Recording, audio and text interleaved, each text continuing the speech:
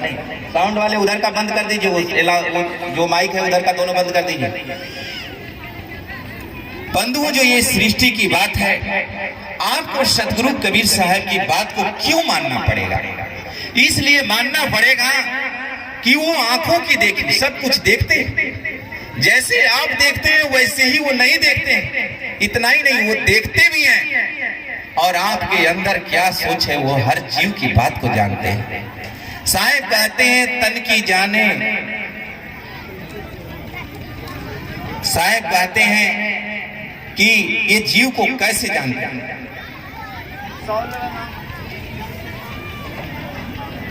अरे आगे बढ़कर के इसको 100 दे देना। देखिए इसमें 100 क्या है? छोटू, छोटू नाम, छट्टू, ठीक है।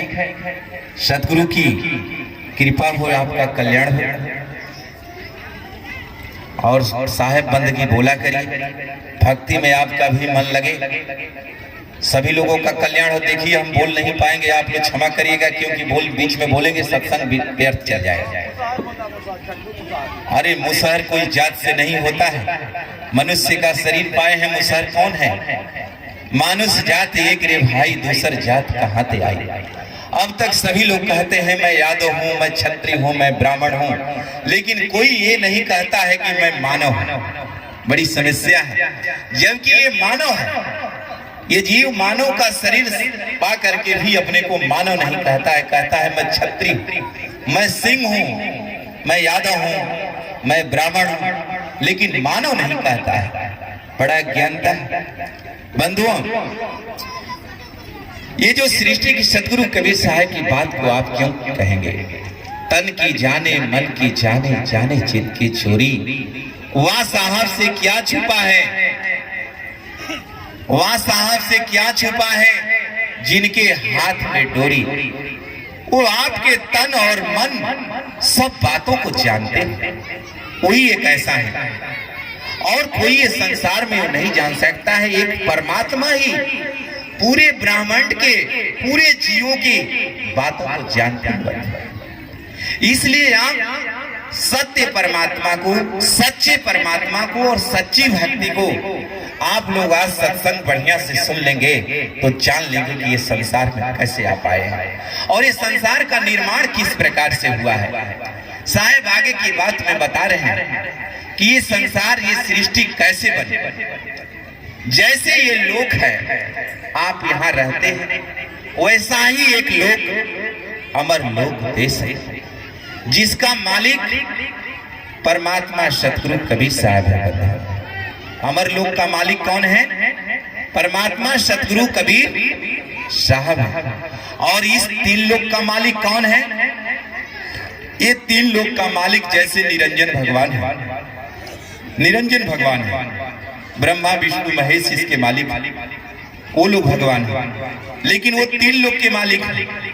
लेकिन जो चौथा लोक है, अमर लोक, जिसको आप सतलोक के नाम से जानते हैं, उसका मालिक, उसका देख रेख करने वाला परमात्मा सतगुरु कबीर साहब है।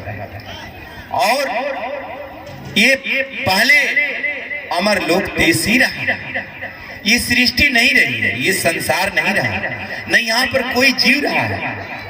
और परमात्मा का जो लोक अमर लोक है, वहां भी परमात्मा बहुत समय काल तक, जिसकी गिनती नहीं, अनगिनत समय तक, अनगिनत समयों तक अकेले ही रहे हैं। बीजक में बताते हैं साहब, बीजक में जब हम रहल रहल नहीं कोई, हमारे माँ ही रहल सब कोई।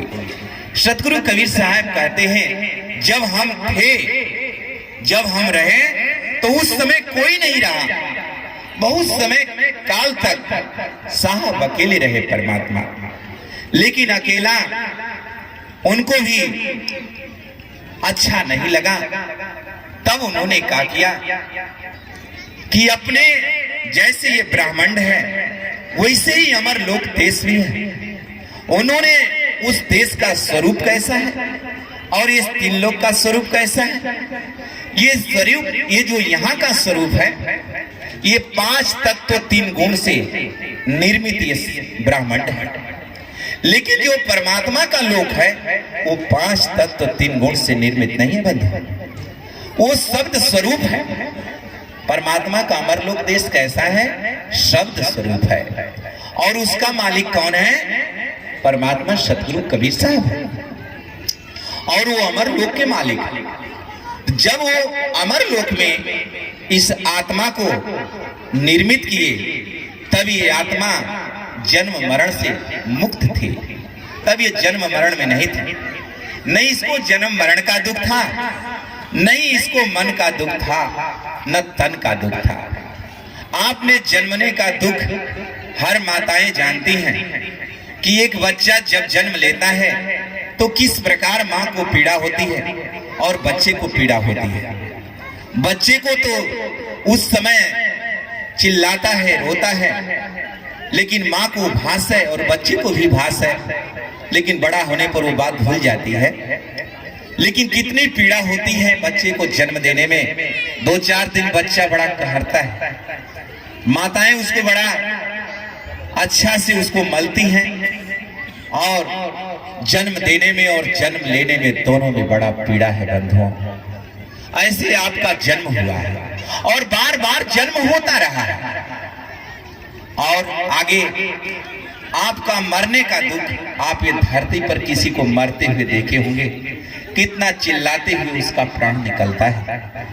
किसी के शरीर का जो दुख है, तन का दुख, किसी रोगी व्यक्ति को देखे हैं जिसको कैंसर हो जाए, तमाम रोग हो जाता है, किस प्रकार से उसकी पीड़ा में शरीर रहती है, वृद्ध अवस्था हो जाता है, कितना दुखों से वो दुखी रहता है।